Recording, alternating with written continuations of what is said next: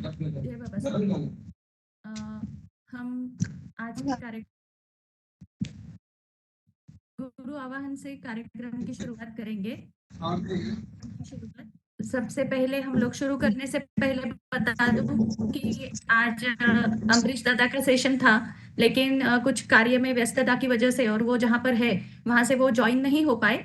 इसलिए आज हमें और एक अच्छा मौका मिला है कि आज हम डॉक्टर हेमांगिनी जी जो है हेमांगिनी भट्ट, इनसे आज हम वार्तालाप करने वाले हैं। तो ये मुझे लगता है कि गुरु शक्तियों का ही कुछ प्लानिंग होगा कि जो हम लोगों को अचानक ये मौका भी मिल चुका है। तो आज हम अभी इस कार्यक्रम की शुरुआत गुरु आवाहन से करेंगे। ओम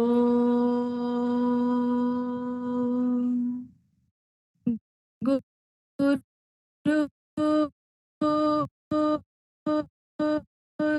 ब्रह्मा गुरु विष्णु गुरुर्देवो महेश्वरा गुरुर्साक्षात् परब्रह्म तस्मै श्री गुरवे नमः।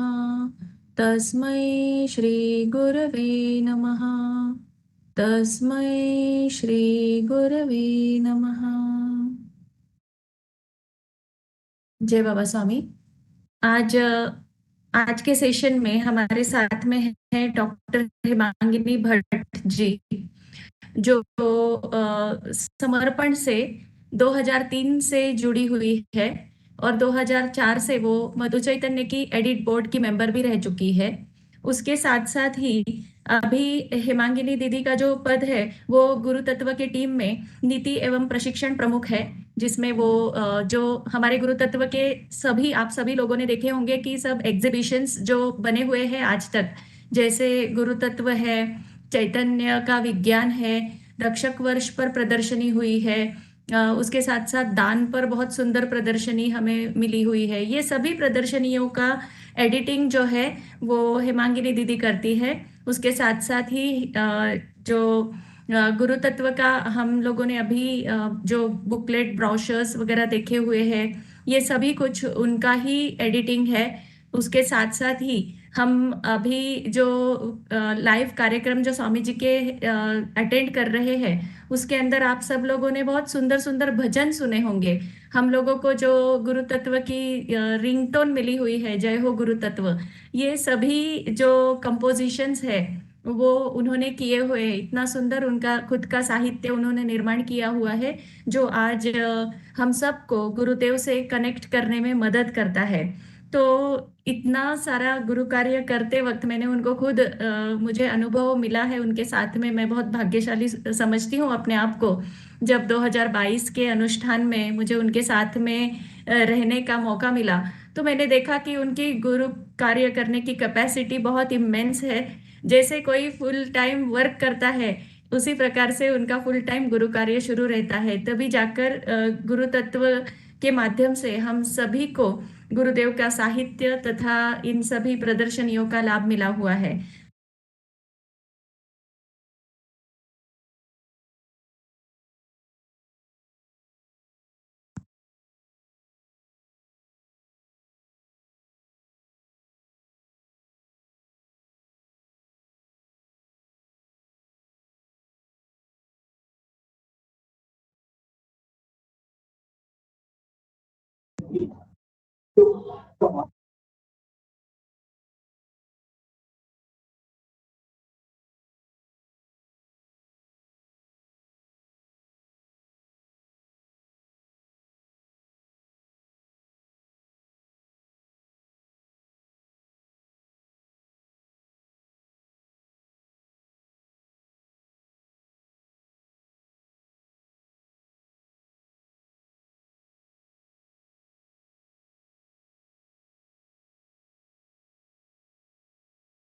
जय बाबा स्वामी।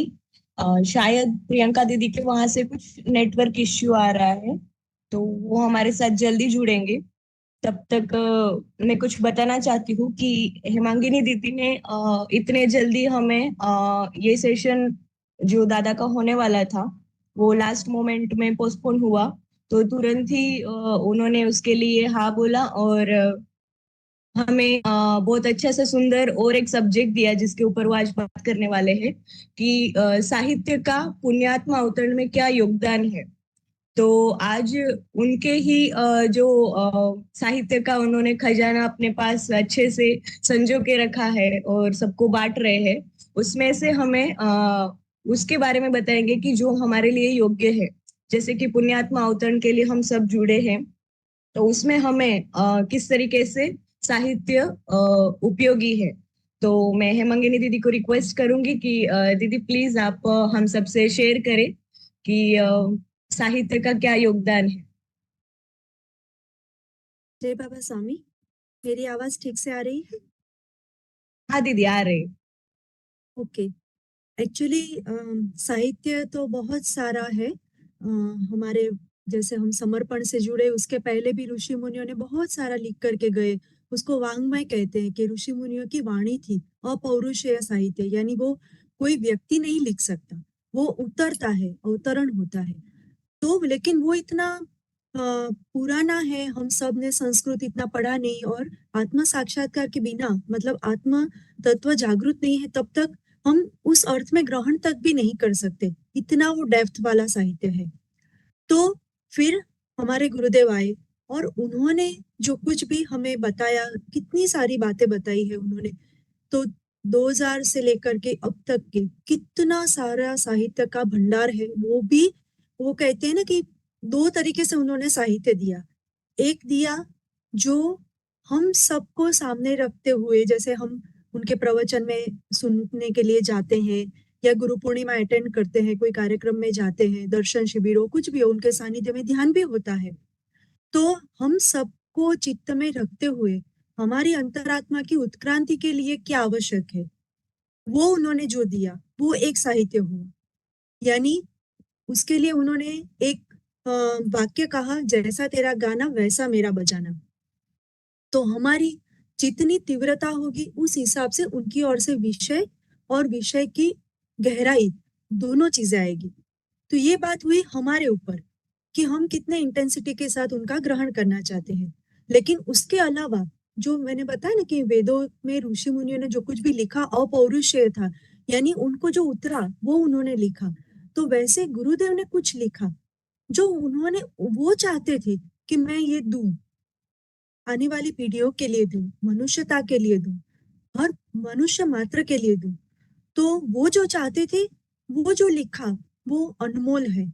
और दूसरा, ये साहित्य के दो प्रकार हुए कि जिसमें आप श्रवण भी, उनमें भी उन्होंने वैरायटी दी। श्रवण करो, फिर उसके ऊपर आप चिंतन करो, मनन करो, पठन करो, तो उसके लिए उन्होंने और कुछ चीजें दी। अभी आपका जो प्रश्न था कि उसका पुण्यात्मा अवतरण में क्या योगदान है, तो कहाँ योगदान नहीं है ये हम सोचे। क्योंकि आफ्टर ऑल हम जिस मिशन को लेकर के चल रहे हैं, मतलब आप जो भी युवा जुड़े हैं, जिस मिशन को लेकर के चल रहे हैं कि उच्च स्तरीय आत्मा का जन्म हो, तो उसके लिए कितनी सारी बातें अगर हम सोचे कि शारीरिक स्वस्थता, मानसिक स्थिरता, चित्त की शुद्धता, आत्मा की उस तरह की उच्चता, ये सारी चीजें मैटर करती है ना। तो उसमें सबसे पहले शरीर ध्यान योग्य हो, तब जाकर के आगे की चीजें होगी।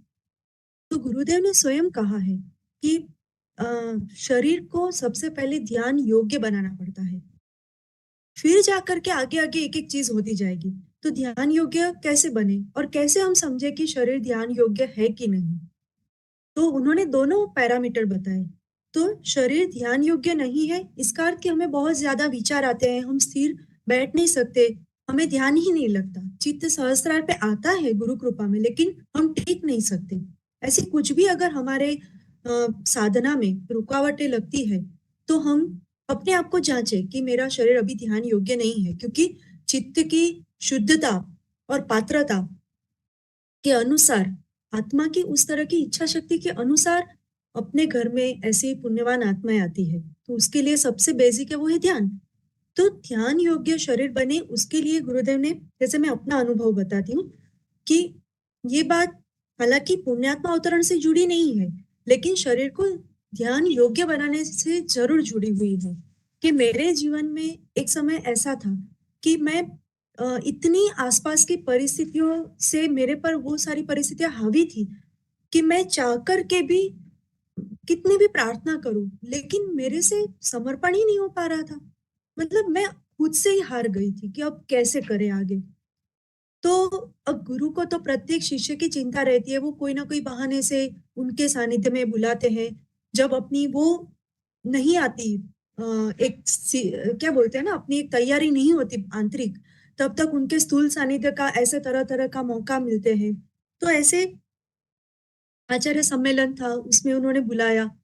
हम सब थे, बहुत सारे आचार्य थे, बहुत सब थे। और उसमें फिर उन्होंने कहा कि मैं आने वाला वर्ष महिला वर्ष के रूप में मनाना चाहता हूँ, और मैं सभी महिलाओं को अलग से लेना चाहता हूँ कि उनके मन में क्या है ऐसा। तो दूसरे दिन सभी जितनी आचार्य सम्मेलन में से महिलाएं आई थी, तो उन महिलाओं को उन्होंने सुबह वो एक चिट्ठी में लिख कर के आए थे कि स्त्री के क्या प्लस पॉइंट है, स्त्री के क्या माइनस पॉइंट है, और उस माइनस पॉइंट को कैसे हम प्लस में तब्दील कर सकते हैं। तो एक एक पॉइंट वो बोल रहे थे, और वो चाहते थे कि ये सारे मुद्दे के ऊपर वहां की जितनी स्त्रियां हैं वो खुल करके बोले, सभी मुद्दे पर, प्लस है तो भी, माइनस है तो भी। तो उन्होंने शुरुआत प्लस से की थी कि स्त्री में भाव है।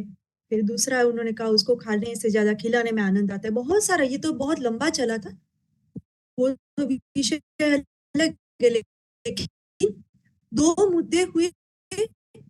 और मेरे मेरे पर, मैंने बताया मेरे पर परिस्थिति आसपास की हावी थी कि गुरुदेव क्या बता रहे हैं, मैं कौन से स्थान पे हूँ, क्या मैं गुरुदेव को बताऊंगी तो ही वो मेरी बात समझेंगे।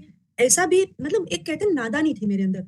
तो मैंने उठ करके गुरुदेव को कहा कि आपने जो बताया वो सब सही है, लेकिन आसपास की परिस्थितियां ऐसी है कि। तो गुरुदेव ने मुझे बीच में टोका, वहां से वाकई पूर्ण नहीं होने दिया। उन्होंने कहा कि बेटी, आसपास की परिस्थिति ऐसा कुछ नहीं होता, आपको समस्या है मतलब आप में समस्या है। फिर वो और भी कुछ कथा और कुछ कहानी से मुझे समझा रहे थे, और मैं रो रही थी। उन्होंने बहुत सारा समझाया, लेकिन बाद में वो भी समझ रहे थे कि मेरे से समर्पण हो नहीं रहा, हालांकि मैं बहुत प्रार्थना कर रही हूँ लेकिन हो नहीं रहा। फिर उन्होंने एक प्रयोग बताया, और वही प्रयोग मैं आप सबसे शेयर करती हूँ। वो प्रयोग ये था, उन्होंने कहा कि तुम ना हर रोज आधा घंटा एक दिया जला करके आधा घंटा मेरा कोई भी महाशिविर का प्रवचन सुनो, 45 दिन। और उस 45 दिन में बस सिर्फ सुनना है, और अकेले में ऐसे। तो मैंने बस वही बात को ऊपर विश्वास रख दिया, और मैं ऑब्जर्व कर रही थी खुद को कि गुरुदेव ने बोला है तो मेरे में क्या चेंज आएगा ऐसे। तो मैंने दोपहर का समय निश्चित किया था, क्योंकि बेटा बहुत छोटा था, तो वो जब सो जाए, घर का कोई काम ना हो, उस समय मैं खुद के लिए देना चाहती थी। तो सब घर पे मतलब शांति हो उस समय। पहले तो वो डीवीडी का था, सीडी का था, तो मेरे पास उस समय अहमदाबाद महाशिविर की सीडी थी। तो मैं बैठने से पहले लिख देती थी कि आज के दिन में मेरे मन में ऐसे क्या विचार आए कि जो मुझे बहुत परेशान कर रहे हैं। तो ऐसे लिखना लिखना करके, और फिर मैं फोटो के पीछे रख देती थी, और दिया जला करके आधा घंटा सुनती थी। ऐसा करते करते 45 दिन हुए। और 45 दिन के बाद में जब मैंने अपनी ही लिखी हुई चिट्ठियां पढ़ी ना, तो ऐसा लग रहा था कि ये लिखावट मेरी है। पर ये सारी बातें कब हुई, ये सारे प्रश्न कैसे आए थे मेरे मन में, मैं ऐसा कैसे सोच सकती थी। यानी मुझे मेरे पर ही आश्चर्य हो रहा था, इस तरीके से समर्पण घटित हुआ। तो ये रामबाण इलाज है। समर्पण का साहित्य जो है ना, वो सच में रामबाण है। एक बार हमें करके देखना चाहिए कि हम चाहे कि अपना शरीर ध्यान योग्य बने हमारे। तो इसके लिए उन्होंने क्या पैरामीटर बताया कि आप जब सुनते हो, तो सुनते सुनते आवाज, मतलब आधा घंटा हो गया लेकिन आपकी आंखें नहीं खुल रही, आंखें खुल ही नहीं रही है। समझ में आ रहा है आधा घंटा हो गया, लेकिन हम वो टैप बंद नहीं कर पा रहे हैं। तब मानना कि अपना शरीर ध्यान योग्य हो गया। इस स्थिति तक हमें पहुंचना है, तभी जा करके हम जो चाहते हैं ना उस स्तर पे पहुंच सकते हैं। तो इसके लिए ये था। दूसरा, समर्पण साहित्य के बारे में एक चीज, कि वो ना, उसके लिए हम बोलते हैं जीवंत साहित्य है। तो जीवंत का क्या अर्थ है? जीवंत का अर्थ क्या है? जैसे हम बोलते हैं हमारे गुरुदेव जीवंत है, तो इसका अर्थ है वो हमें उत्तर देता है। समर्पण का साहित्य में उत्तर देता है। ये सच में बहुत ऐसे लोगों के तो होंगे, प्रयोग भी होंगे, उनको उनके पर्चे भी होंगे, लेकिन मेरे जीवन में भी हुए हैं। चाहे वो मधु चैतन्य हो, चाहे वो कोई भी ग्रंथ हो, मन में कोई भी प्रश्न लेकर के कोई भी गुरुदेव के कोई भी साहित्य को मैंने उठाया या सुना, उसमें से वही बात निकलती है जो मेरे लिए उत्तर है। इतना जीवंत यह साहित्य है। तो इतनी बड़ी विरासत, आध्यात्मिक विरासत हमें मिली है, तो हम चाहे तो उसका हम बहुत अच्छे से उपयोग कर सकते हैं। ये दो चीज हुई, अपने शरीर को योग्य करने के लिए और अपनी मानसिक क्षुधा को शमन करने के लिए। इसके अलावा जो उसके आगे की बात थी कि चित्त शुद्धि के लिए, तो जैसे हमने बात की कि गुरुदेव दो तरीके का साहित्य है। एक जो जैसा तेरा गाना वैसा मेरा बजाना, वो वाला जितने सारे प्रवचन है, तो वो प्रवचन हमारे लिए बहुत इंपॉर्टेंट है, क्योंकि हमारी आत्मा, हालांकि हम हर वक्त आत्मा भाव में जीते हैं ऐसा तो है नहीं, लेकिन अंतरात्मा, गुरुदेव कहते हैं कि अंतरात्मा, गुरु और ईश्वर, परमात्मा, ये सब एक ही है। तो उनके यानी हम ज्ञान खुद से ही पाते हैं, है ना। तो उस स्थिति तक पहुंचने के लिए उन्होंने जो कुछ भी हमें चित्त में लेकर के बताया, तो वो सारे प्रवचन हुए, सारे महाशिवरात्रि के, सारे गुरु पूर्णिमा के, सारे चैतन्य महोत्सव के, और इसके अलावा बहुत सारे हैं महाध्यान के, दर्शन शिविर के, बहुत सारे। तो वो हमें एक लेवल तक ले जाते हैं। और दूसरा जो साहित्य का प्रकार है जो वो हमें बताना चाहते हैं, गुरुदेव की स्वयं की इच्छा है, तो उसमें कौन सा साहित्य आता है? उसमें आता है, उन्होंने गहन ध्यान अनुष्ठान के दौरान 2007 से लेकर के अब तक के गहन ध्यान अनुष्ठान के दौरान जो कुछ भी संदेश दिए, उसमें बहुत सारे संदेश को ग्रंथबद्ध किए गए। जैसे आध्यात्मिक सत्य से लेकर के बहुत सारे, पवित्र आत्मा, सानिध्य, कितने सारे हैं, बुकलेट है, लेकिन वो ग्रंथ तुल्य है। एक एक शब्द के ऊपर हम घंटों तक सोच सकते हैं और उसमें से बहुत सारा अमृत ले सकते हैं, इतना वो दिव्य है। तो वो सारे जो भी गहन ज्ञान अनुष्ठान के ग्रंथ है, जितने भी 2007 से लेकर के अब तक के, पिछले 2-3 से अनुष्ठान से गुरुदेव सिर्फ 2-3 संदेश देते हैं, लेकिन उसको छोड़ करके और 2013 में नहीं दिए हैं, उसको छोड़ करके 13 बुक है कम से कम, तो उसमें आध्यात्मिक सत्य भी आ गई। तो वो हम जरूर से पढ़े, क्योंकि उसमें से ना हम एक्चुअल में समझ सकते हैं जो गुरुदेव हमें समझाना चाहते हैं, जो हमें उस स्तर पर ले जाना चाहते हैं। और दूसरा ऐसा कौन सा साहित्य है, वो है उन्होंने स्वयं ने लिखी हुई आत्मकथा हिमालय का समर्पण युग ग्रंथ।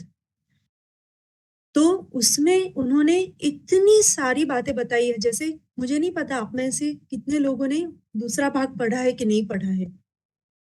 वैसे प्रथम भाग में भी उन्होंने 3 तरीके की आत्मा, फिर उसकी उत्क्रांति, गरीब से लेकर के धनाढ्य, और उसके बाद में वो आत्म साक्षात्कारी की ओर जाता है, ऐसे 7 तरीके का उसका जन्म, ऐसे पूरा उत्क्रांति का प्रथम भाग में उन्होंने वर्णन किया है।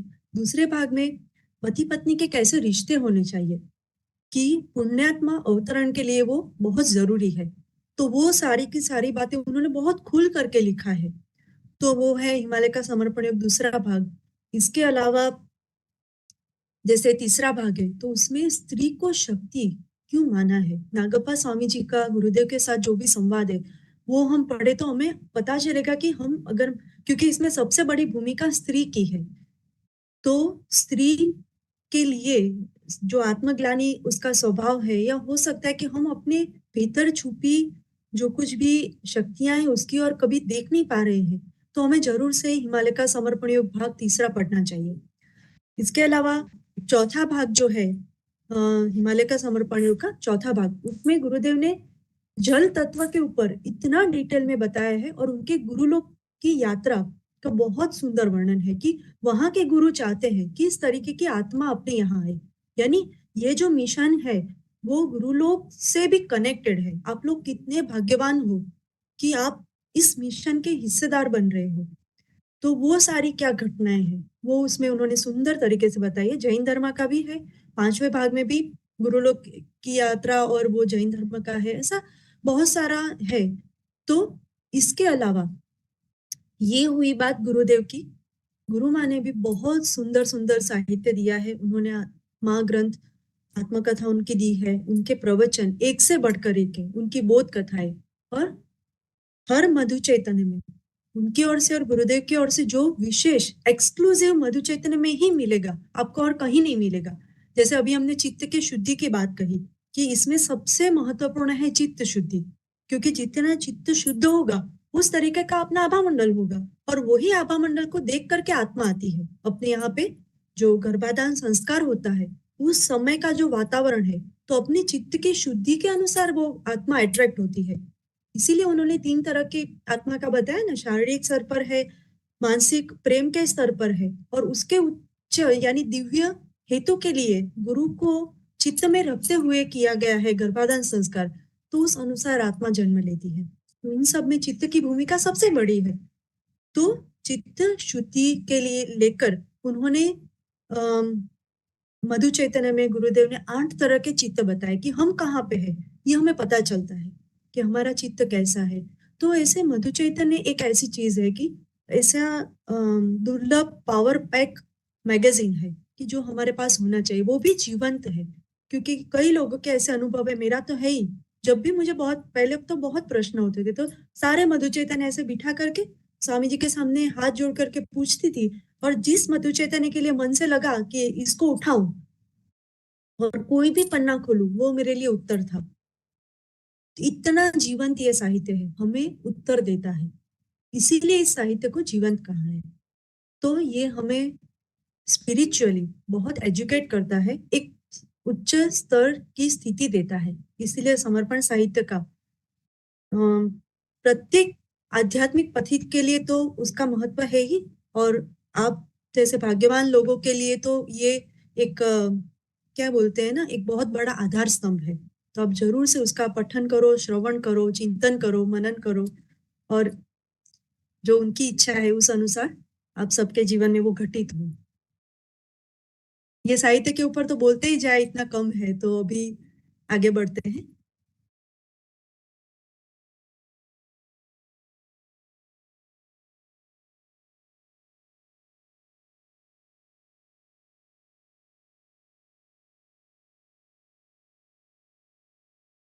जैसे एक चीज उन्होंने बताई थी गुरुदेव ने, अभी कुछ समय पहले भी बताया था कि आप ना आपके बेडरूम में, मतलब शयन कक्ष में, एक कमल का चित्र लगाओ, ताकि वो आपको प्रेरणा देगा कि संसार में रहते हुए भी हमें इतने शुद्ध होना है। से तो धृतराष्ट्र, पांडु, विदुर जी, वो सब है ना महाभारत में कथा, तो उनको पता रहता था इस तरीके से। तो गर्भाधान संस्कार है जिसमें गुरु का चित्त होना बहुत बड़ी बात होती है। हालांकि सब गर्भ संस्कार यानी गर्भ को कैसे ट्रीट करना है, उसको उसके साथ संवाद करना, उस और देखते हैं, लेकिन सबसे पहले गर्भवत्ता आधान, आधान यानी जो आपको पता है कि जो यज्ञ करते हैं ना, उसमें जो अरणि मंथन करते, पहले अरणि मंथन करते थे। पहले ऐसे नहीं जैसे हम दिया सलाई से करते हैं वैसे नहीं करते थे। अरणि का वृक्ष होता था, उसकी लकड़ी को ऐसे चकमकती तरह करके श्लोक बोल करके फिर वो अग्नि का आधान करते थे। और वो आधान शब्द गर्भ के लिए रखा गया है कि गर्भाधान, तो गर्भ की ऊर्जा, अति उच्च ऊर्जा को लाने के लिए आपकी स्थिति, तो अति उच्च ऊर्जा कौन सी है वो गुरु से बढ़कर कौन बता सकता है। इसीलिए ये बहुत पवित्र संस्कार है। तो ये सारी बातों में सबसे महत्वपूर्ण है कि अपने चित्त में गुरु रहे, अपने संस्कार पे गुरु रहे, तो सारे कोई आयास नहीं रहेंगे और सुगमता से सब होगा। लेकिन गुरु रहे उसके लिए अपने चित्त को खाली करना होगा, समर्पित करना होगा, उसमें मदद कर सकता है समर्पण का साहित्य। प्रियंका बहन बोलिए।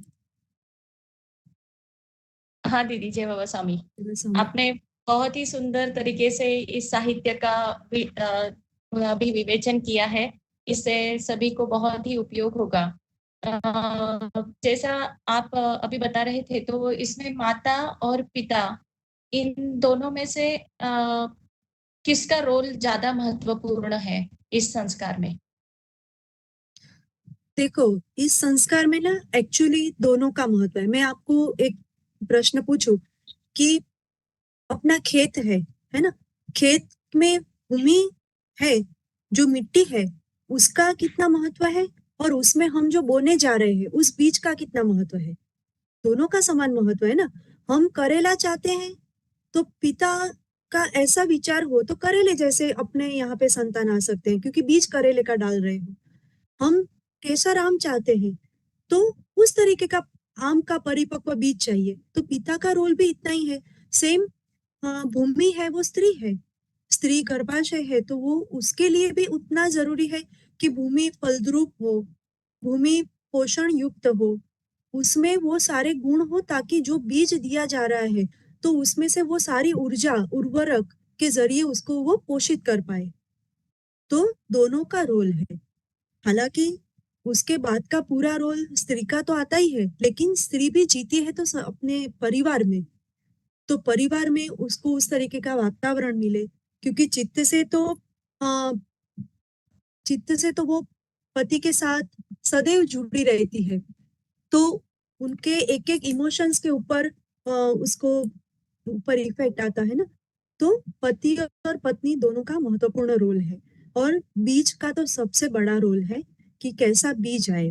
तो उसके लिए पिता बनने जा रहे सभी ने बहुत अच्छे से अपना वो रखना चाहिए, स्वामी जी के प्रति इतना भाव, पत्नी के प्रति इतना भाव कि वो आने वाले संतान की माँ बन रही है, वो शक्ति स्वरूपा है ऐसा। हालांकि हमें ये प्रश्न हो सकता है कि जरूरी नहीं होता कि पिता का, जैसे पौराणिक काल के हम देखें तो प्रहलाद थे, उनके पिता भी तो राक्षस थे, है ना।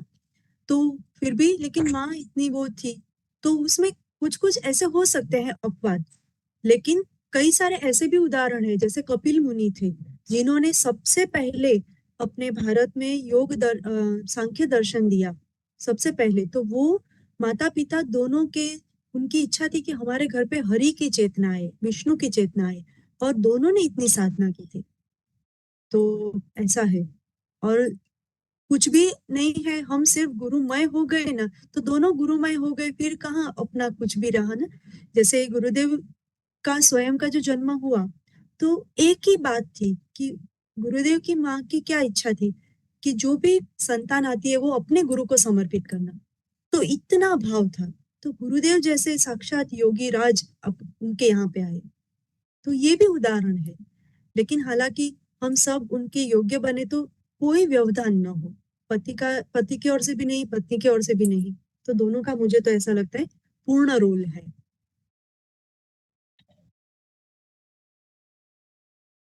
सही बात है। यानी जैसे इस समाज में रहते हुए वैचारिक प्रदूषण से बचकर दोनों माता और पिता, उनको अपनी एक स्थिति बनाए रखनी पड़ेगी। और जैसा आपने अभी बताया कि भाव सबसे महत्वपूर्ण है, हमारे गुरुदेव भी भाव और प्रेम तत्व पर बहुत ज्यादा जोर देते हैं। वो कहते हैं कि अगर आप प्रेम करते हो गुरुदेव से, तो वो सभी चीजें हम लोगों को करनी नहीं पड़ती है, वो अपने आप घटित हो जाती है। तो वही हम कह सकते हैं। लेकिन फिर भी आजकल समाज में जैसे पति पत्नी तो तय कर लेते हैं कि उनके घर में पुण्यात्मा आना चाहिए, लेकिन जो घर के रिश्तेदार है, इन लॉज है, उनका प्रभाव भी पड़ते रहता है। उसके साथ साथ ही माता पिता दोनों आजकल जॉब करते हैं, तो एक वैचारिक प्रदूषण के वातावरण में रहते हैं। तो स्ट्रेस भी बहुत आजकल एक्टिव है। और उसके साथ साथ ही कभी कभी कुछ बातों में फिर ऐसा हो सकता है कि वो डिस्करेज हो जाए।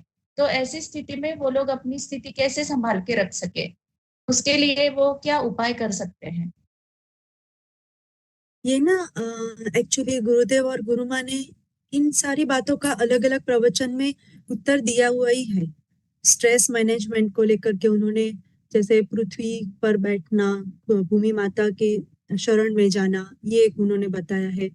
फिर आकाश दर्शन के बारे में बताया है, नमक के पानी से स्नान, यानी बाह्य उपचार हम जितना कर सकते हैं, ये सारी बातें, जैसे घर में आप कलश स्थापन करो, अखंड दिया रखो, तो ये पंच महाभूत के सानिध्य की एक बात, इसमें से हम जितना कर सकते हैं वो तो कर ही सकते हैं। दूसरा रहा ये जो हम कर सकते हैं वो वाली बात है, और दूसरा जो है वो हो इसलिए, तो होने के लिए क्या है कि हम समर्पित करें गुरुदेव को। और दूसरा उन्होंने क्या कहा, अभी कल ही एक साधिका से बात हो रही थी, तो उसने ऐसे बताया कि कभी कभी ना ऐसा लगता है कि बहुत सारे लोगों का, बहुत सारे साधकों का अपने पर नेगेटिव अटेंशन आता है, और फिर हम कैसे ये सब करें वगैरह वगैरह, ऐसी उसने बात कही। तो होता है नेगेटिव अटेंशन, वो सब होगा, लेकिन मुझे अब ऐसा लगता है कि क्या साधकों के नेगेटिव अटेंशन से बढ़कर गुरुदेव का प्रोटेक्शन नहीं है? हम क्यों ऐसा मानते हैं कि हमारे साथ गुरु नहीं है? हम जब ये मानते हैं तब जाकर के स्ट्रेस वगैरह होता है ना, क्योंकि स्ट्रेस हो रहा है, चिंता हो रही है। एक बार ना अभी अनुष्ठान के दौरान ही हुआ था कि ये वर्ष नहीं, उसके पहले के वर्ष में जब गुरुदेव ने समर्पण वर्ष घोषित तब नहीं किया था, लेकिन प्रतिदिन गुरु माँ के जो ज्ञान सभा चलती थी तो उसमें वो हर रोज बोलते थे, समर्पित हो जाओ, समर्पित हो जाओ। तो समर्पित हो गए कि नहीं, तो उसका क्या लक्षण है कि हम समर्पित हुए कि नहीं हुए? तो उन्होंने कहा कि आपको किसी भी बात की चिंता हो रही है और वो लंबे समय तक चलती है, तो आपने बहुत सारी बातें समर्पित नहीं की है। समर्पित होते हैं तो एक क्षण भर के लिए विचार आता है, फिर लगता है कि अरे गुरुदेव मेरे साथ है ना, हम प्रयत्न सब करेंगे लेकिन स्ट्रेस नहीं लेंगे। तो यही तो हमें सीखना है। एक्चुअली मुझे क्या लगता है, मैं खुद को ये समझाती हूँ, क्योंकि कई बार अभी जैसे समाज में हम सब रहते हैं, कई बार अप्स एंड डाउन्स होता है और हम खुद से ही हार जाते हैं। ऐसा लगता है किसी ने कुछ बोल दिया ना तो इतना दुख नहीं होता, पर अपने में कभी भाव कम हो गया या हमसे शरीर भाव में आकर के ऐसा कुछ वर्तन हो गया कि जो फिर बाद में अपनी अंतरात्मा ही कचोटती है कि ऐसा नहीं करना चाहिए था, तो अब अपने आप को हार लगती है। तो मैं खुद को वही अभी समझाती हूँ कि हम सब में, यानी हम सब मनुष्य में और बाकी प्रकृति के जितने क्रिएचर्स हैं, उन सब में अगर देखें ना, तो एक ही चीज ईश्वर ने हमें विशेष दी है, वो है मन। मन से हमने मान लिया ना, तो हम जीत गए। जो माना उसके अनुसार हो गए। हमने माना कि गुरुदेव मेरे साथ है, तो फिर स्ट्रेस की क्या बात है? और मैंने माना कि ये मेरी समस्या है, तो मुझे फिर इसमें से कोई नहीं निकाल सकता। तो मन मानने के लिए है, और यही सबसे बड़ी बात है। तो ऐसा मैं खुद को समझाती हूँ, और सच में जब ये सब मानने लगते हैं कि सच में गुरुदेव साथ है, उनके ऊपर चित्त जाता है, तो हाथ में से ठंडी ठंडी लहरियां निकलना शुरू होती है। सोचो ना, पहले कभी क्या ऐसा होता भी था? हमने कभी ऐसा सोचा भी था कि ऐसा भी हो सकता है कि हम उनका स्मरण करें, गुरु का मतलब गुरु ही कहाँ थे जीवन में? लेकिन जब गुरु आए जीवन में, उनके ऊपर चित्त जाता है, जैसे चित्त जाता है स्मरण करते हैं, अभी भी देखो ना, तुरंत हाथ में से ठंडी लहरियां निकलती है। तो वो संकेत दे रहे हैं कि मैं तेरे साथ हूँ, वो समझ रहे हैं हमको, फिर हम क्यों स्ट्रेस करें? है ना? इतना बड़ा मतलब। और दूसरा क्या रहता है कि हमारी प्रायोरिटी कई बार ना कुछ अलग रहती है।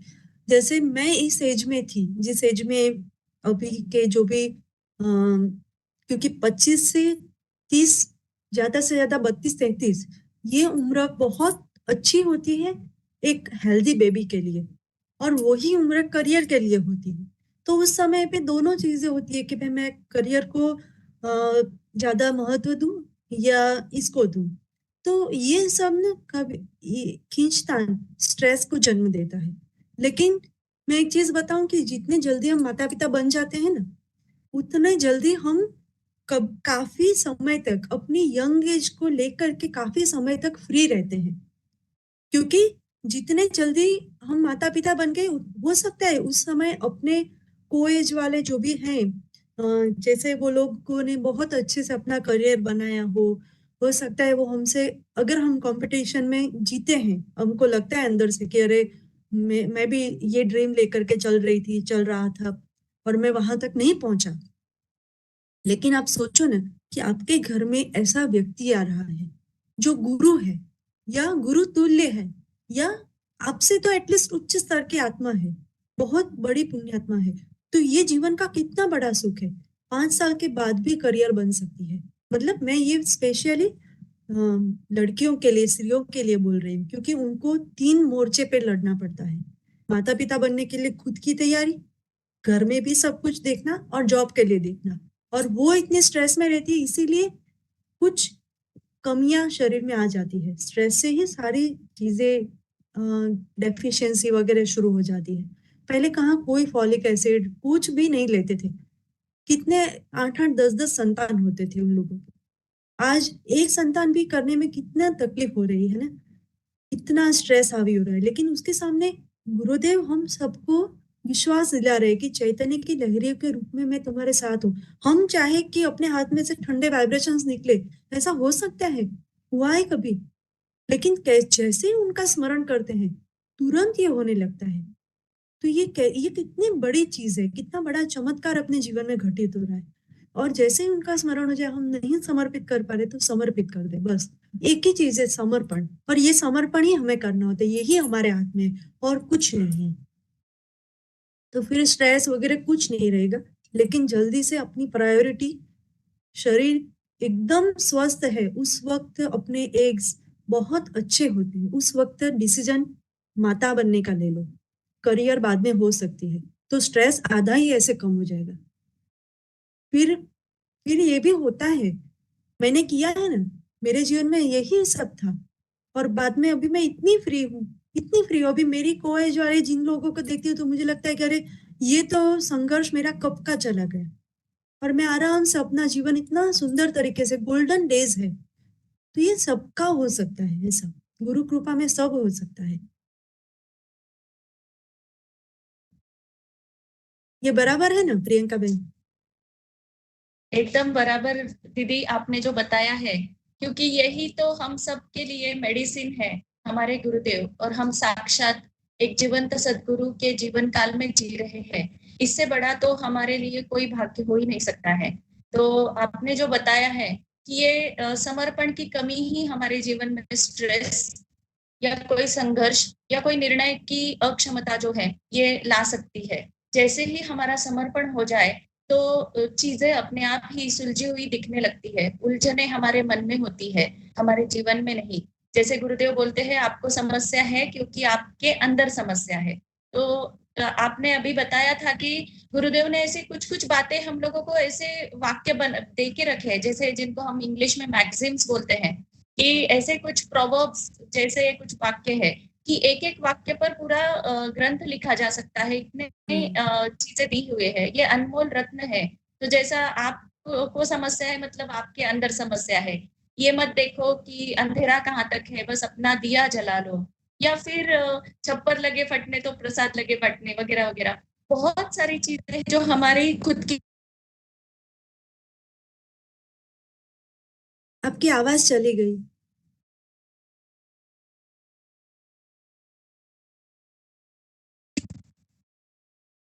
की है। तो वैसा ही और एक बात थी, जैसे स्वामी जी ने ऐसे कहा था पुण्यात्मा अवतरण के बारे में, जिनके घर में पुण्यात्माओं का अवतरण हो चुका है ऐसा वे मानते हैं। और गुरुदेव ने ऐसा बोला था कि आपके स्तर के अनुसार वो आत्मा जो है, आपने उनको आमंत्रित किया है। जैसे आपने अभी बताया कि हमारे से कम वो उच्च स्तर की होती ही है, जब हम ये सब नियम और जो भी गुरुदेव ने गाइडेंस दिया हुआ है वो फॉलो करके हम लोग वो अवतरण करते हैं। तो ऐसे कुछ साधक होंगे जिन जो लोग मानते भी है कि उनके घर में पुण्यात्मा अवतरण हुआ है। लेकिन गुरु माँ ने अपने प्रवचन में एक बार अनुशासन के बारे में बताया था कि वो पुण्यात्मा होंगे, लेकिन आप एक माँ बाप के स्तर पर आपका एक अनुशासन ऐसा रखो घर में कि जिसकी वजह से आप एक कुशल माली बनो, जिससे आपका जो बीज मिला है, आपको गुरुदेव ने जो दिया है, उसको आप अच्छे से वृक्ष बना सके और समाज में ये जो योगी है वो अपना गुरु कार्य अच्छे से कर सके। तो इस विषय में आप कुछ बताना चाहेंगे? नहीं, वही जो गुरु माँ ने कहा वो कितनी बड़ी बात है। जैसे कभी हम ना, मुझे नहीं पता कि किन के घर में जैसे पुण्यात्मा अवतरण से, ये मिशन से जुड़े हुए लोग हैं, तो वो कैसे व्यवहार करते हैं अपने संतान के साथ।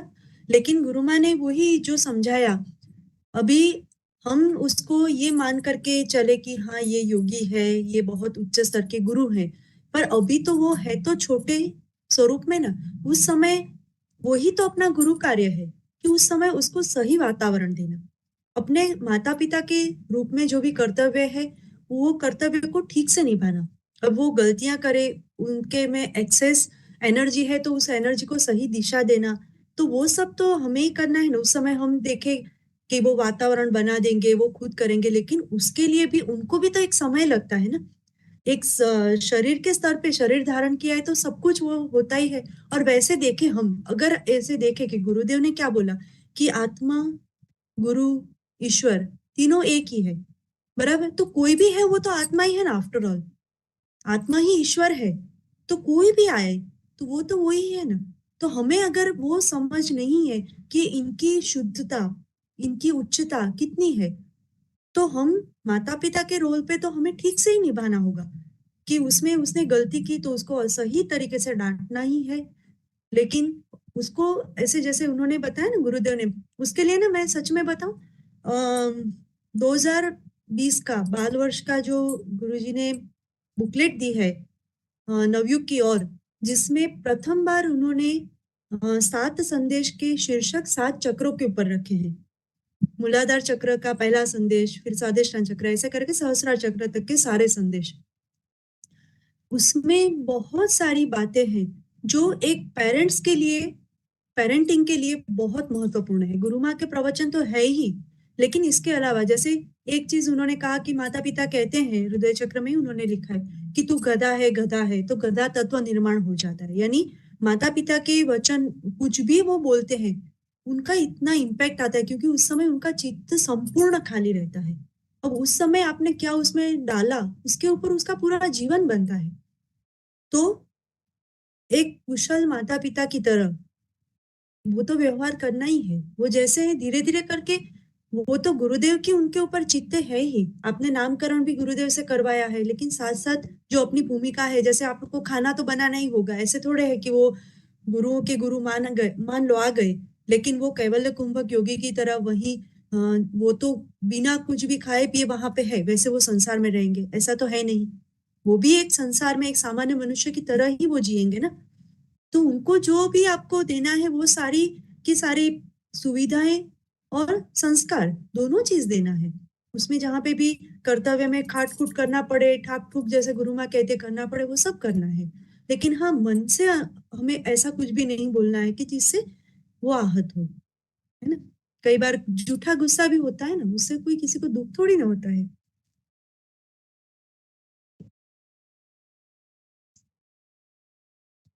इन शॉर्ट हम ये कह सकते हैं कि जैसे गुरुदेव ने बताया है कि उनके गुरु जो थे जिन्होंने बीज दिया, और गुरु माँ ने एक माली का फर्ज निभाया, जिसमें जहाँ जरूरी था वहां पे उस वृक्ष को काट भी दिया और जिस दिशा में बढ़ने देना था।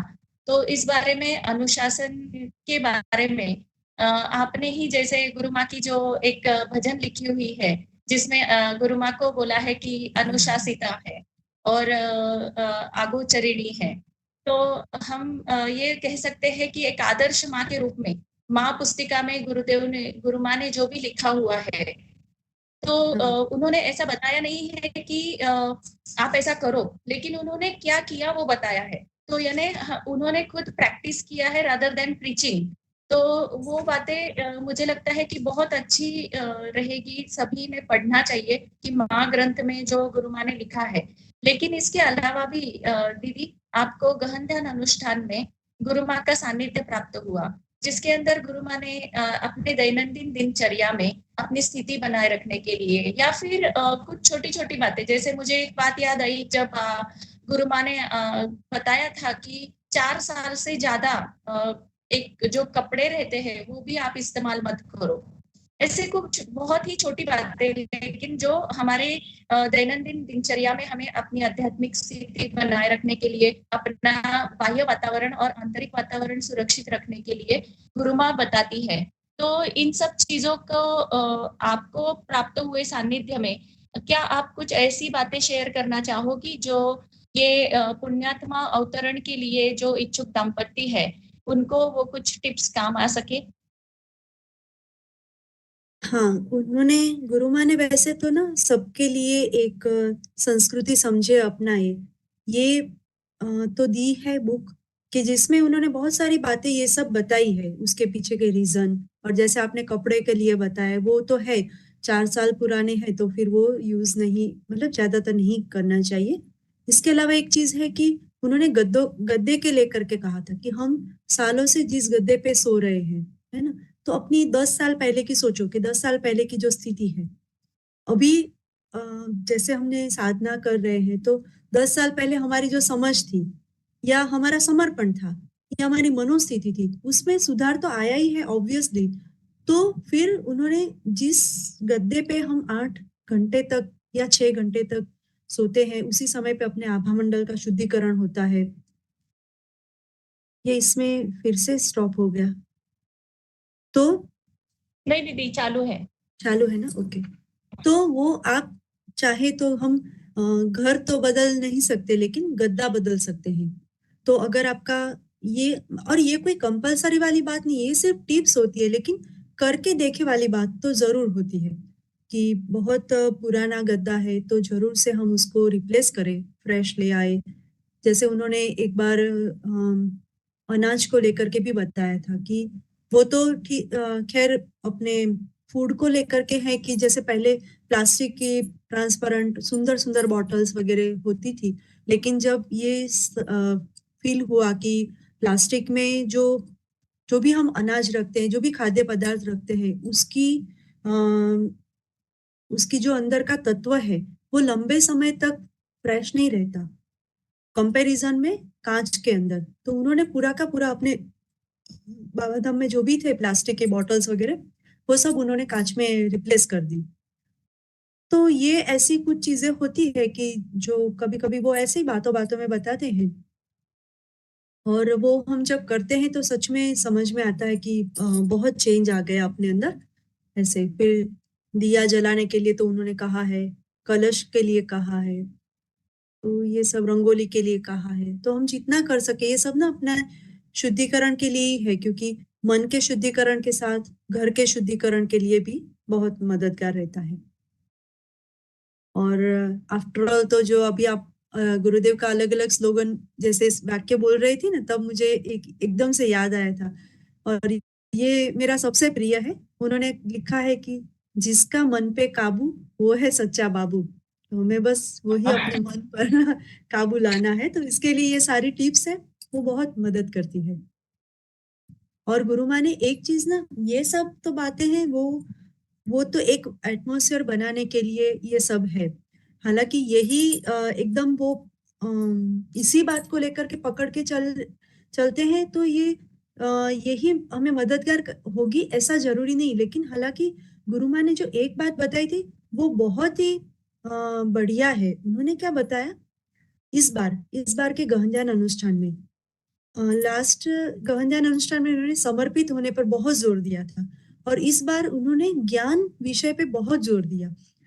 और उन्होंने कहा कि ज्ञान आपके एकदम करीब है, मतलब वो हम सब पे किस विश्वास से देख रहे हैं। जैसे कई बार अपने को लगता है कि हमको ही खुद पे विश्वास नहीं है, इतना गुरुदेव और गुरु माँ हम पर विश्वास कर रहे हैं कि हमको ही नहीं पता कि हम कौन है।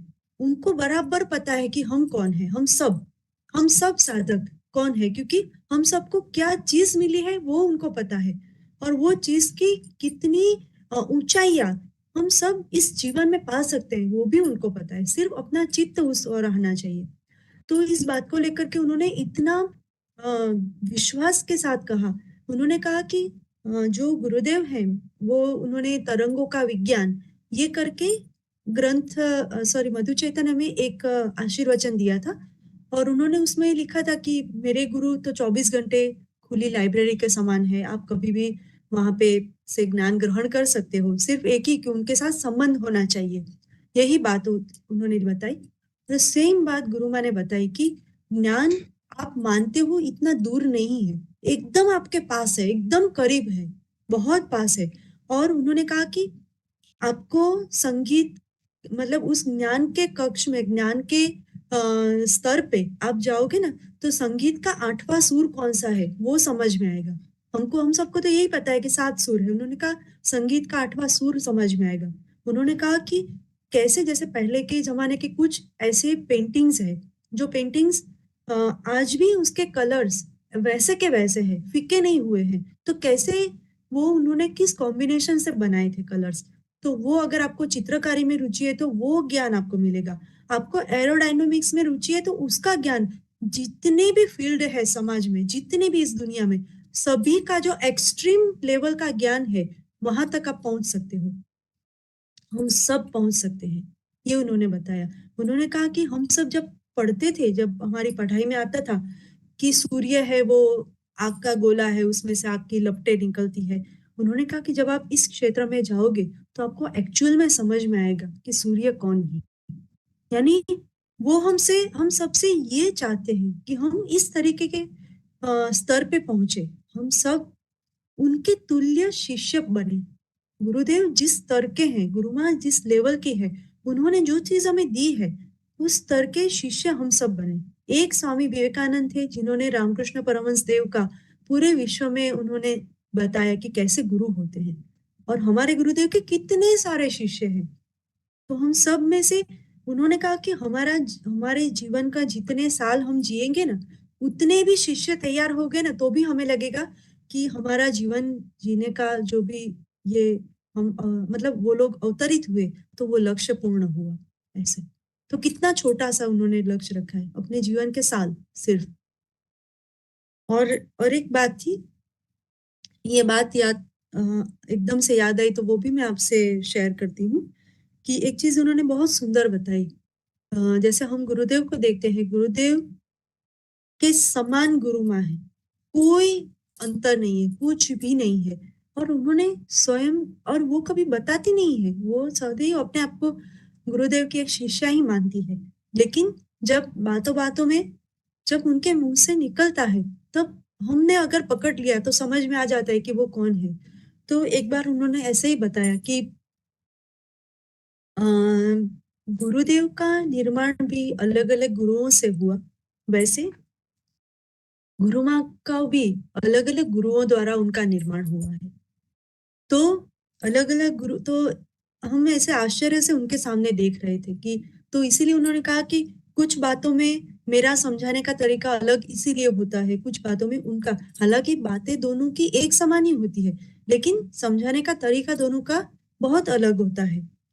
तो उन्होंने कहा कि यही वजह है। तो फिर हम सब आश्चर्य से उनके सामने देख रहे थे कि गुरु माँ ये क्या बता रही है। तो उन्होंने कहा कि जैसे कोई एक यूनिवर्सिटी है, तो उस यूनिवर्सिटी की पढ़ाने की पद्धति एक तरीके की होती है, दूसरी यूनिवर्सिटी की अलग तरीके की होती है। ठीक वैसे ही उन दोनों के लिए हुआ है। तो गुरु माँ स्वयं भी वही, जो गुरुदेव उच्च स्तर अत्यंत गुरु लोक से ही आए हैं ऐसे कहो ना, वैसे ही गुरु माँ है। तो वो अगर समाज में रहते हुए, वो दोनों समाज में है, और फिर भी वो अपने आप को कितना शुद्ध रख पाए। आपको पता है जब दान का एग्जीबिशन बना था ना, और उसके बाद में 2016 में वहां पे ये रखा गया था किसान विकास महाशिविर में। तो वहां पे 5 एग्जीबिशन, वैसे तो क्योंकि बहुत बड़ा पंडाल था तो रखे थे। तो गुरुदेव आए और उन्होंने बताया कि कोई भी एग्जीबिशन रखो आप, लेकिन उसमें उनके तीनों ओरा के फोटोग्राफ जरूर से रखो। और ये बात जब भी कभी भी ऐसी बातें होती ना, मैं जरूर से बताती हूँ, क्योंकि गुरुदेव की जो भीतर की बात है, उनका हम सबके लिए जो एक हमें विश्वास दिलाना चाहते हैं, वो इसमें बात थी। उन्होंने कहा कि मेरे तीनों ओरा के फोटोग्राफ रखो, ताकि सबको ये विश्वास आए कि समाज में रहते हुए भी, परिवार में रहते हुए भी, सब कुछ संभालते हुए भी मेरे में इतना चेंज आता है तो सब में चेंज आ सकता है। तो वो इसीलिए हम फिर उसके बाद में सभी एग्जीबिशंस में उनके तीनों ओरा के फोटोग्राफ रखते हैं। हालांकि प्रथम फोटोग्राफी तो गोल्डन था, जो हम सब ने सिर्फ भगवान के फोटो के पीछे रखा है। उसके बाद में एकादश रुद्र वाला आया, और उसके बाद में अभी विदेही अवस्था वाला आया। तो उनकी जो प्रगति हो रही है, वही का वही उन्होंने, गुरु माँ ने स्पष्ट बताया कि गुरुदेव का अंश हम सबके भीतर है, हम सबको गुरु तत्व मिला हुआ है। तो उनको जो सुरक्षा एकादश रुद्र देते हैं, वही की वही सुरक्षा, वही ज्ञान, वो सब हमें मिला हुआ है, सिर्फ हम उस और चित्त ले जाए। तो हम गुरुमय हो गए, तो फिर पुण्यात्मा अवतरण तो उनका खुद का मिशन है, तो वो हमसे घटित नहीं करवाएंगे, हो ही जाएगा। कोई चीज का स्ट्रेस, अगर हम स्ट्रेस आता है ना, तो अपने आप को अलर्ट कर देना है कि स्ट्रेस तो लेना ही नहीं है, मेरे समर्पण की यहाँ पे परीक्षा हो रही है, बस, और समर्पित कर देना है। यही हम सबने करना है।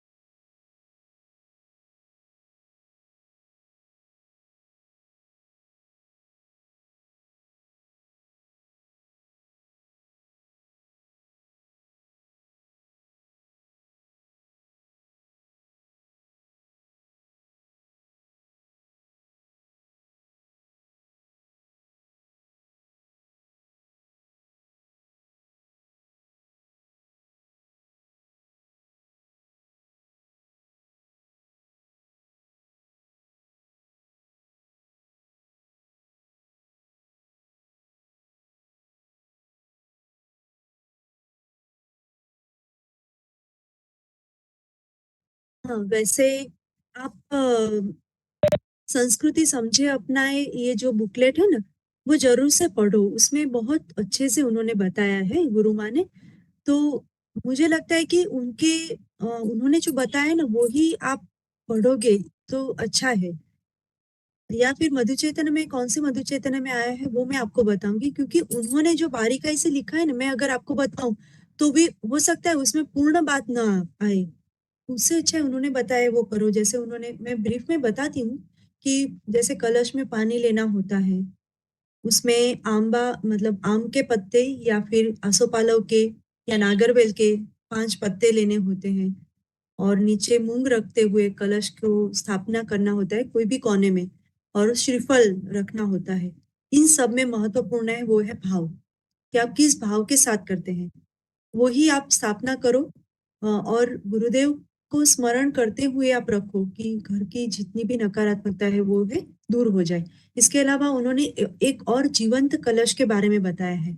वो जीवंत कलश है, अगर आपको कहीं से भी जो नारियल होता है ना, उसमें से थोड़ा एक उसमें से उसका स्प्राउट निकला हुआ होता है और एक पत्ता निकला हुआ होता है, उसको उन्होंने जीवंत कलश कहा है।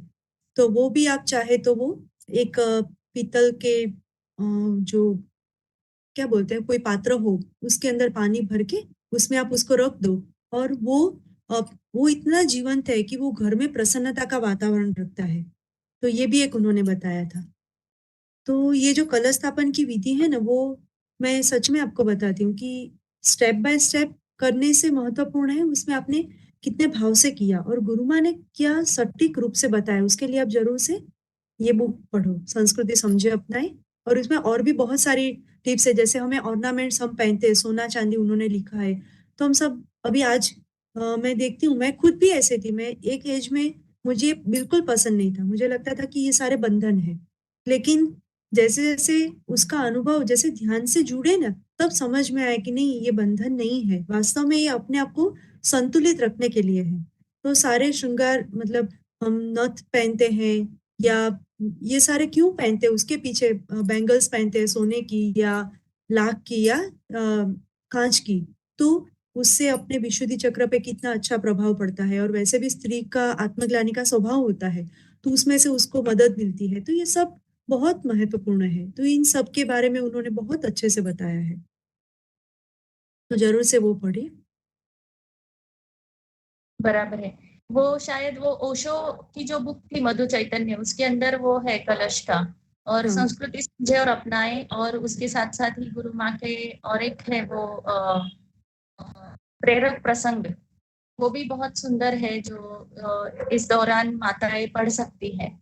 तो हाँ गुरुदेव का साहित्य, गुरु माँ का साहित्य, और सतत गुरु चरण पर चित्त और समर्पण, ये कुछ टिप्स हमें आज के इस सेशन से मिली है।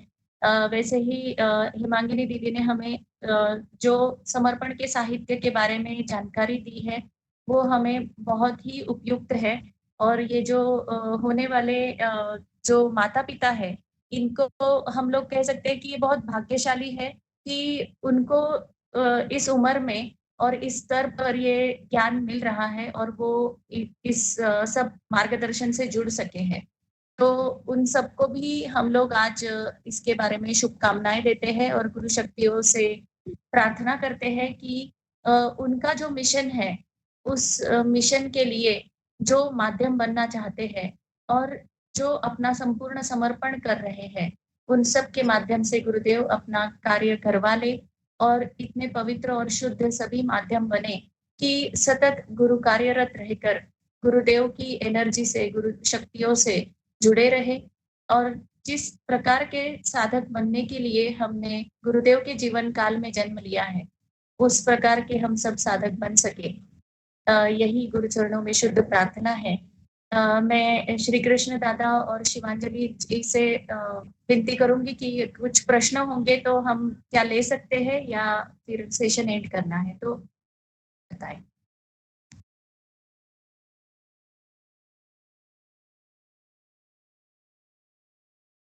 हाँ दीदी, बिल्कुल प्रश्न ले सकते हैं।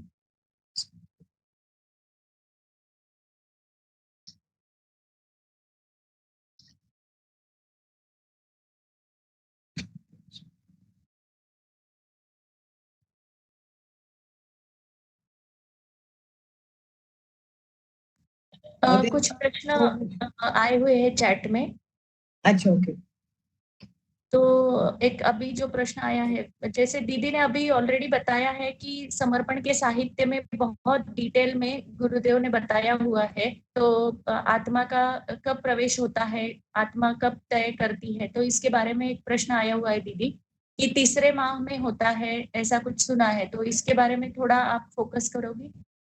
वो गुरुदेव ने ये बताया था। उसके बाद गुरुदेव ने आपको याद होगा महाशिवरात्रि के एक प्रवचन में उन्होंने कहा कि आत्मा जन्म लेने से 45 दिन पूर्व से ही वो तैयारी करती है ना, कि कौन से यहाँ पे जन्म लेना है।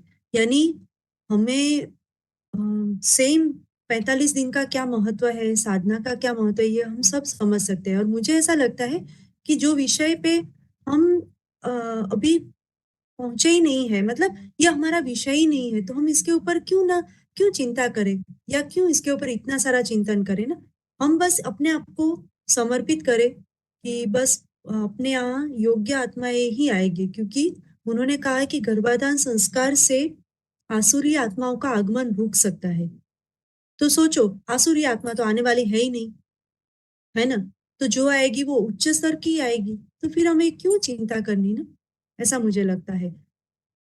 और बुक के जो नेम आपने कहा ना कि सभी गुरु शक्ति आह्वान जुड़ने के बाद कंसीव हो जाए, उसके बाद की विधि का कृपया मार्गदर्शन कीजिए।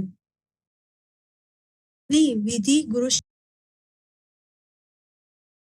शक्ति आह्वान कंसीव हो गया, उसके बाद बस आपको एक ही चीज है कि आपके चित्त में कोई ना रहे, सिर्फ आत्मदेवो भव। और गुरुदेव गुरुदेव उन्होंने कहा मैं तो मिरर हूँ, आपको ही आपसे मिलाता हूँ। तो अपने चित्त में सिर्फ गुरु रहे और हम प्रसन्न रहे। सबसे बड़ी बात है कि सदैव प्रसन्न रहना ही ईश्वर की सर्वोपरि भक्ति है। हम जितने प्रसन्न रहेंगे ना, हर एक चीज में खुश रहे, बस हम किसी को ब्लेसिंग्स दे ना, खुश रहो, उसमें सब आ जाता है। क्योंकि कैसे भी परिस्थिति हो, ये ठीक है नहीं है कुछ भी, लेकिन हम चित्त से मन से खुश हैं, उसमें सब कुछ आ गया। और दूसरा, समर्पण का साहित्य उस समय पढ़ो, प्रवचन सुनो, ताकि बचपन से जैसे अभिमन्यु की तरह सब कुछ उसमें आप इनबिल्ट दे रहे हो। ग्रंथ पढ़ो, जितना कितने सारे साहित्य की बात है, अपने पास तो खजाना है। हम आज से शुरू करते हैं ना, मान लो कि आज से ही हमने शुरू किया और हर रोज अगर हमने 10-10 पाना पढ़ना भी शुरू किया ना, तो भी सोचो हम 5-6 साल तक तो चलते ही रहेगा। इतना सारा है। तो इतने सारे ग्रंथ है, इतने सारे प्रवचन है, इतने सारे मधु चैतन्य है, और कितनी सारी गुरुदेव के जो कहीं पे भी पुस्तिकाओं में, ग्रंथ में कहीं नहीं आए ऐसे संदेश हैं, जैसे गुरुवार के संदेश जो उन्होंने कोरोना काल में दिए। तो इसके लिए मैं जरूर से आपको कहती हूँ कि आप टेलीग्राम ज्वाइन करो, जो गुरुदेव स्वयं चलाते हैं, तो वो आप जरूर से करो। और ग्रंथ सभी पढ़ो, इसमें बहुत सारे आप लोगों ने नाम डाले भी हैं और आप पूछ भी रहे हो। तो मैं आपको इन ब्रीफ कहती हूँ कि अभी अमेजोन पे गुरुदेव की गहन ध्यान अनुष्ठान की 12 बुक अवेलेबल है। हिमालय का समर्पण योग ग्रंथ है, और जो पुराने साधक है उनके पास से आप हिमालय के समर्पण योग के बाकी के 6 भाग अब तक पब्लिश हो चुके हैं, वो अगर आपको कहीं से भी मिलते हैं तो जरूर से पढ़ो। और इसके अलावा टेलीग्राम में ना, हम जब से टेलीग्राम शुरू हुआ है ना, तब के सारे संदेश देख सकते हैं। ये टेलीग्राम की बहुत अच्छी चीज है। तो गुरुदेव ने हस्तलिखित या फिर टाइप किए हुए इतने सारे संदेश हैं कि हम पढ़ते पढ़ते थक जाएंगे, इतना सारा, और इतने सुंदर तरीके से। जैसे अभी गंगा स्नान का दिया, तो सेम पानी की इफेक्ट वाली बात है ना, तो कितना सुंदर तरीके से उन्होंने बताया। ये सब हम पढ़ सकते हैं। तो एक ही चीज कि हमें प्रसन्न रहना है, गुरुमय रहना है, उसमें सब कुछ आ गया। फिर कुछ भी कार्य करते हैं, उन्होंने कहा ना, आप नर्क में रहो लेकिन चित्त गुरु पे है, तो नर्क को भी आप स्वर्ग बना दोगे। यही हमें करना है बस। अपनी गुरु तत्व वेबसाइट है, जो जिन्होंने लिखा बहुत सुंदर है, वो आप वेबसाइट का। और इसके अलावा गुरु तत्व बुकलेट है, जिसमें गुरुदेव के मिशन को लेकर के संस्था क्या ऑफरिंग कर रही है, वो सारी बातें आप उसमें से कर सकते हैं। और सबसे बड़ी बात, फूड, आप क्या खाते हो, ये बहुत मायना करता है। क्योंकि जैसा अन्न वैसा मन। आप नश्वर से ईश्वर तक के 8 सूत्र, ये गुरुदेव ने महाशिवरात्रि का एक प्रवचन दिया है। और गोवा गुरु पूर्णिमा 2010, ये दो अगर आप पढ़ते हो, सुनते हो, तो उसमें उन्होंने शरीर धर्म को लेकर के बहुत बताया है। वो आप जरूर से सुनिए, पढ़िए, क्योंकि उसमें एक योगी ने किस तरीके से जीना चाहिए वो उन्होंने बताया है। हम जैसे सोचो ना कि क्या हमारा पेट है वो कचरे का डब्बा है, हम कुछ भी क्यों डाल सकते हैं? तो ये हम जरूर से सोचे कि हम क्या खा रहे हैं। फूड के ऊपर बहुत मैटर करता है। हम जहां तक संभव हो हम सुपाच्य भोजन खाए, पौष्टिक भोजन खाए। अपने को मन होता है कंसीव होने के बाद तो खाए, हो सके तो घर का खाना खाए। थोड़ा अगर बाहर का खाना हो गया तो गुरुदेव को स्मरण करते हुए, उनको प्रार्थना करते हुए फिर उसको वाइब्रेट करके खाए। और कभी भी नॉनवेज की ओर देखे तक भी नहीं। एक एक दृश्य की इफेक्ट आती है। कुछ भी ऐसा देखो नहीं, ऐसे कोई मूवी ना देखो, ऐसे कुछ समाचार न लो कि जिसमें निगेटिव दृश्य हो, निगेटिव बातें हो। आज साइंटिफिकली प्रूवन है कि आप जो देखते हो ना, एक एक चीज की इम्पैक्ट आती है। मैं सिंपल आपको बताऊं कि मान लो, ये हम बाल संस्कार एग्जीबिशन में सबको बताते हैं कि मान लो बच्चों ने जब वो देखा होता है हॉरर मूवी, और माता पिता दिखते हैं इसलिए बच्चे देखते हैं, तो उन्होंने देख लिया। फिर माता पिता को लगता है वो तो भूल जाएंगे, बच्चे भूल भी जाते हैं। लेकिन जब कभी ऐसा एटमॉस्फेयर बनता है, कभी ऐसे कोई निर्जन जगह पे गए, रात का समय, सोचो ना गाड़ी बंद हो गई, उसी समय पे वो सारे दृश्य दिमाग में आते हैं। तो ऐसे हम अपने जैसे शरीर में कचरा नहीं डालते, कोई कुछ भी ऐसे नहीं खाएंगे, वैसे चित्त में भी हम क्यों कचरा डालें? तो ये 9 महीना आप जरूर से ये प्रयत्न करो कि ऐसा कुछ भी मत देखो आंख से, या सुनो कान से, या बोलो मुंह से, ऐसा कुछ भी नहीं, या सोचो मन से, कुछ भी नहीं। हम प्रयत्न करें गुरुमय रहे, गुरु मेरे पास में खड़े हैं तो मेरा व्यवहार कैसा होना चाहिए, बस एक ही चीज में सब आ जाता है। फिर क्या है, ध्यान नहीं हो पा रहा तो कैसे करें, और हमारे हस्बैंड समर्पण के साथ नहीं जुड़े हुए तो क्या करें? ध्यान नहीं हो पा रहा तो उसके लिए हमने शुरुआत में ही बात कही ना कि ध्यान योग्य शरीर करना है। तो इसके लिए आप प्रवचन सुनो। और हस्बैंड के लिए स्वामी जी ने कहा कि देखो, पहले शुरुआत में उन्होंने ये बात भी मधु चैतन्य के आशीर्वचन में बताई है। उन्होंने कहा कि पहले वो आपकी आधी ऊर्जा खाएगा, तो इसके लिए आप डबल ध्यान करो। मतलब सुबह ध्यान करे एकांत में, शाम को ध्यान करे सामूहिकता में, अगर संभव है तो हर रोज सामूहिकता में जाए, नहीं तो साप्ताहिक जाए। और चित्त से भी कोशिश न करे कि पति ध्यान में जुड़े, स्वामी जी को समर्पित करे। अपने व्यवहार से अपने एक स्तर पे हम पहुंचते हैं ना, तो ऑटोमेटिक पति की एंट्री हो ही जाती है। समर्पण में रेयर कोई होंगे, नए जुड़े हुए होंगे कि जिनके पति या पत्नी दो में से एक ही हो, बाकी दोनों पति पत्नी आ ही जाते हैं। ये यूट्यूब वाली बात जो कहते हैं ना, वो एकदम सच है। तो आप चिंता मत करो, स्वामी जी को समर्पित कर दो, हो जाएगा धीरे धीरे करके। सिर्फ चित्त से स्वामी जी को समर्पित कर दो कि पति ध्यान में आए, ये एक बार प्रार्थना लिखवा दो, फिर मन से निकाल दो, आप अपनी स्थिति के ऊपर ध्यान दो, तो हो जाएगा। और नियमित प्रवचन सुनते हैं ना, तो धीरे धीरे शरीर ध्यान योग्य बनता है, तो फिर ध्यान होगा। ध्यान के लिए फिर खुद को तो समय निकालना ही होगा। अगर आप ध्यान नहीं हो पा रहा है, यानी आप ध्यान नहीं करते हो, ऐसे बताना चाहते हो, तो आपको ध्यान के लिए समय निकालना होगा। ध्यान नहीं लगता है तो इसके लिए आंसर हो गया। और ध्यान नहीं हो पा रहा है तो आप प्रार्थना करो, आधा घंटा जल्दी उठो। पर जैसे हम बिना नहाए कैसे दिखते हैं, अपने को कैसा लगता है, बेचैनी लगती है, वैसे बिना ध्यान के अपने अंदर ऐसी हालत होती है। ध्यान चित्त का स्नान है। तो एक दिन भी ऐसा नहीं होना चाहिए कि आज ध्यान नहीं किया यानी खाना ही नहीं खाना है। तो आधा घंटा जल्दी से उठ करके सब सो रहे हैं तब हम ध्यान करें, ऐसा भी तो हो सकता है ना। अगर हम ये गुरु कार्य करना चाहते हैं पर हमारे पार्टनर नहीं मानते हैं, तो क्या हम से गुरु कर तो हम ये गुरु कार्य कर सकते हैं? हाँ, कर सकते हैं ना। ये सारा चित्त का खेल है बहन, बहन हो भाई हो जो भी, ये चित्त का खेल है सब कुछ। आप कोई नहीं मान रहा है, ये हमने पकड़ के रखा है। आप गुरुदेव को समर्पित कर दो कि मैं आप जैसे गुरुदेव का स्वयं का ही उदाहरण देखो ना। उनके पिताजी गुरुदेव ने तो एक आशीर्वचन लिखा है, मेरे विरोधी, मेरे सबसे बड़े विरोधी मेरे पिता, ऐसे करके उन्होंने आशीर्वचन लिखा है। और बाद में उनकी ऐसी स्थिति थी कि उनको लगता था कि मैं जिंदा हूं, ऐसे मतलब मैं एक पवित्र आत्मा, मैं एक शुद्ध आत्मा बोलते-बोलते इतने आत्मा भाव में आ गए थे, कि उनको खुद को लगता था कि मैं सच में जिंदा हूँ या नहीं हूँ, ऐसा। तो सब में चेंज आता है। तो ऐसा कुछ भी मत रखो कि और फिर भी उनके यहाँ पे गुरुदेव आए ना, तो सब कुछ भाव का खेल है। आप पूर्ण समर्पित करो और उसके लिए अपनी संस्था जो है, वो एक बहुत बड़ी सुविधा दे रही है। वो सुविधा है प्रार्थना धाम। आपको जब भी लगे ना असंतोष की भावना आए अपने पति से या कुछ भी आपको मन में भावना है लेकिन घर में नहीं हो रहा है, प्रार्थना लिखवाओ।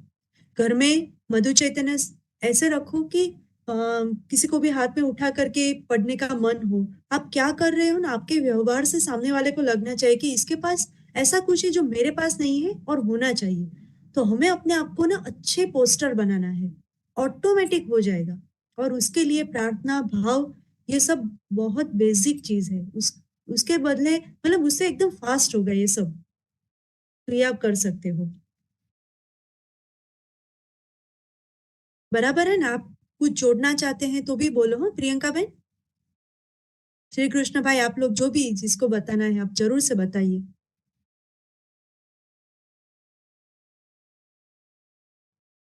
हाँ दीदी, जय बाबा स्वामी। एकदम सही बताया आपने। गुरुदेव ने खुद ही एक उदाहरण हम सबके आगे रखा हुआ है।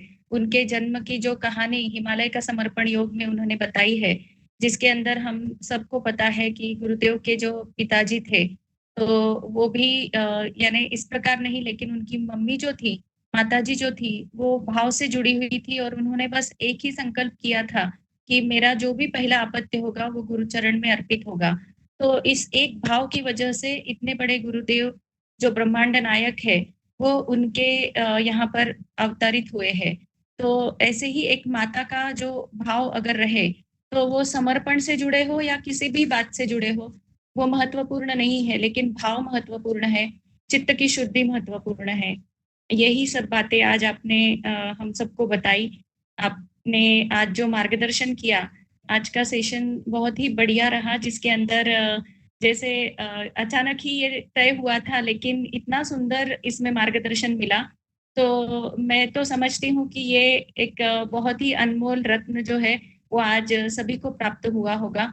और ये सेशन जैसे रिकॉर्ड होता है, इसका रिकॉर्डिंग अवेलेबल होता है और मिनट्स ऑफ द मीटिंग्स भी सभी तक पहुंचाई जाएंगी।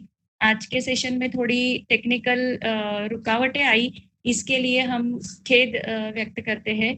लेकिन हेमांगिनी दीदी, आपने जो इसमें टेम्पो मेंटेन किया, और सच में आप समर्पण की एक लाइब्रेरी हो, जिसमें कुछ भी हम प्रश्न पूछे हमें उसका उत्तर मिल ही जाएगा। तो दीदी, आप आज इस सेशन में आप उपस्थित रही और इतना सुंदर मार्गदर्शन किया। ऐसे ही आप और भी कुछ सेशंस आप जरूर लेना, जिसके अंदर आप आयुर्वेद के बारे में भी सबको मार्गदर्शन करेंगी, और जिसमें और भी कुछ अगर प्रश्न रहे तो ये प्रश्न भी यहाँ जो भी उपस्थित दंपति है, इनके हम प्रश्न भी आपको समझाएंगे। तो आप जरूर से उसका भी मार्गदर्शन हमारे लिए जरूर आप टाइम निकालना, ऐसा आपसे विनती करती हूँ। और आज जो गुरु शक्तियों ने चैतन्य बरसाया है, इस चैतन्य वृष्टि के लिए गुरु शक्तियों का कोटि कोटि आभार व्यक्त करती हूँ। श्री कृष्ण दादा, शिवांजलि जी और ये पूर्ण गुरु शक्ति आवाहन की टीम, जिन्होंने ये सब सेशंस ऑर्गेनाइज कर रहे हैं, इन सब की आध्यात्मिक सर्वांगीण उन्नति के लिए गुरु चरणों में प्रार्थना करते हैं। और आज के सेशन में सभी जो जुड़े हुए हैं, उन सभी का धन्यवाद व्यक्त करते हैं। और आज हम इस सेशन को एंड करते हैं अभी शांति पाठ करके। ओम त्यो शांति, अंतरिक्षत्वं शांति, पृथ्वी शांति, रापः शांति, रौषधयः शांति, वनस्पतयः शांति, विश्वे देवाः शांति, ब्रह्म शांति, सर्वत्वं शांति, शांतिरेव शांति, सामा शांतिरेधि। ओम शांति शांति शांति सर्वारिष्टसु शांतिर्भवतु। खूब खूब धन्यवाद हेमांगिनी दीदी। आप सभी का मैं सच में हृदय से आभार मानती हूँ, क्योंकि ये इतना मेरा प्रिय ये कार्य है, और आप सबने सुना अच्छे से, और कहीं से भी मेरे से बोलने में, स्पीड में बोलने में या ठीक से नहीं बताने में ऐसा लगा हो तो सच में मुझे माफ कर देना। और हम फिर से मिलेंगे, और हम आगे इसमें, आप लोग कितने बड़े नसीबदार हो कि इतने बड़े गुरु कार्य से आप लोग जुड़े हो, तो आपके बहुत अच्छे गुरु कार्य की सफलता के लिए हृदय से शुभकामना है। जय बाबा स्वामी। धन्यवाद दीदी। जय बाबा स्वामी।